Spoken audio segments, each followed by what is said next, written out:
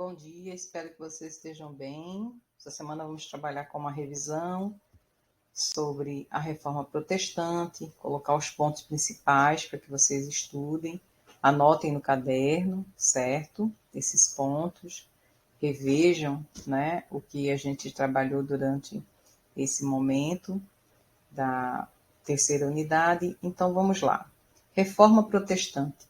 Revolução religiosa, fim da supremacia da Igreja Católica. Então, a Igreja era a única, né, nesse período, que dominava essa parte religiosa. E aí a gente, com essa reforma protestante, esse poder acaba, porque ela vai ter outras religiões que vão surgir, competir com ela, e muitos fiéis deixam a Igreja Católica para irem para outras religiões que vão surgir. Então, nós temos, nesse período, a influência do Renascimento. Então, as pessoas estão mudando, estão com novos pensamentos, começam a questionar a igreja. Abuso do clero. Então, o clero também estão fazendo coisas que é uma questão de abuso, onde você tem um poder e você termina abusando daquele poder, fazendo coisas erradas porque você está no poder. Indulgências, então vendas de cartas de perdão, coisa que a gente sabe que não pode, né? Não existe. Você confessa, você conversa com Deus, você fala dos seus pecados, você pede perdão, mas você não vai receber uma carta, né, de um padre dizendo que seus pecados estão perdoados e você pagar por essa carta. Então, há alguns erros cometidos pela igreja, e aí a gente tem essa mudança, essa transformação que é chamada de revolução. Então, quais são as figuras, quais são os reformadores que surgem nesse período, que vai fazer uma crítica à igreja e que vai, né, na realidade, surgir com novas religiões? Então, nós temos aí o luteranismo, essa é uma nova religião que está ligada a quem criou? Martinho Lutero. Então, ele traz 95 teses, que são os pontos principais, né, para haver uma mudança dentro da igreja. A igreja não aceita, e aí essa crítica ela não vai aceitar. Mas Lutero, ele vai bater de frente com a igreja e ele cria a sua religião. Ele cria uma nova igreja e traz os pontos que ele acredita. A primeira coisa, ele traduz a Bíblia para o alemão, porque ele achava importante que as pessoas lessem a Bíblia e não alguém falar, né, traduzir para ela, interpretar para ela. Não, você precisa ler a Bíblia, conhecer a palavra de Deus. E nós temos o calvinismo, que é João Calvino. Então, João Calvino, ele fala muito da predestinação, que é o destino. Então, as pessoas já nascem predestinadas à salvação ou condenação.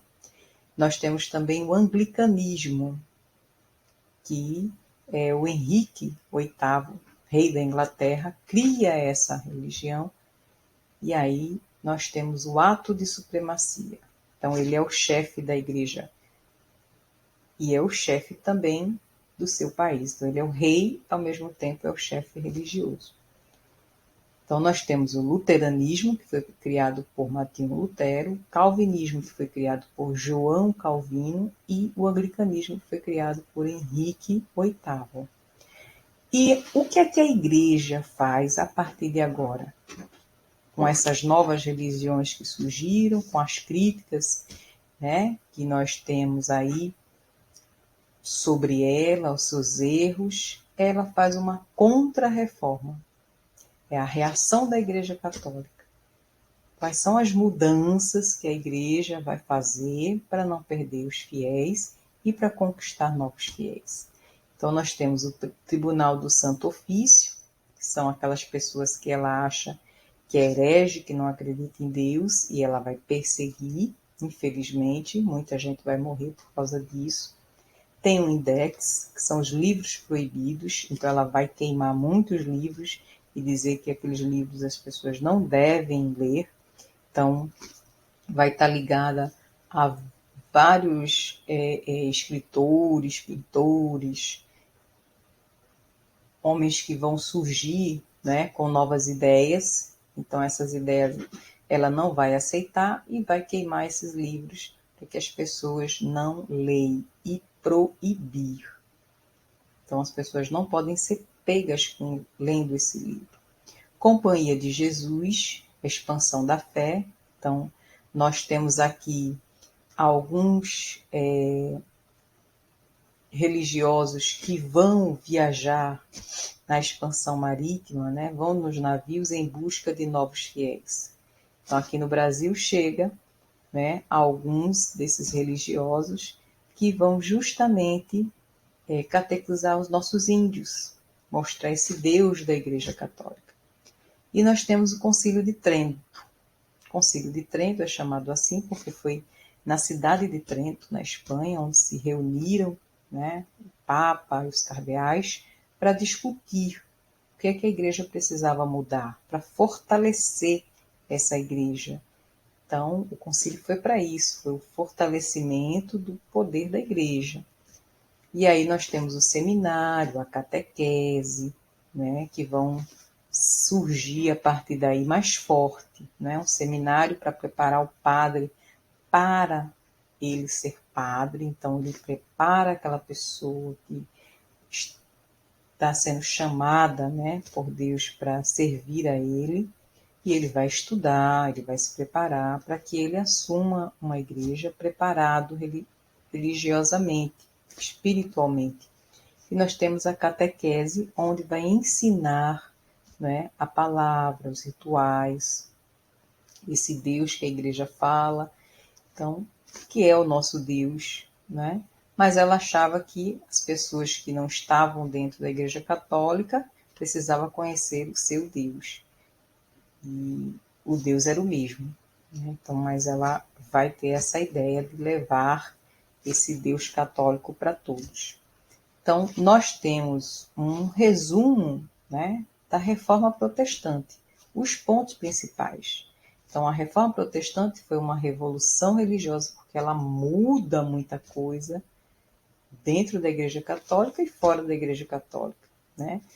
Lembrar que surgem novas religiões, luteranismo, calvinismo, anglicanismo, cada um ligado a um líder, né, a alguém, a um reformador, que vai trazer novas ideias para essas igrejas. Então, luteranismo, Martinho Lutero, calvinismo, João Calvino, anglicanismo, Henrique VIII.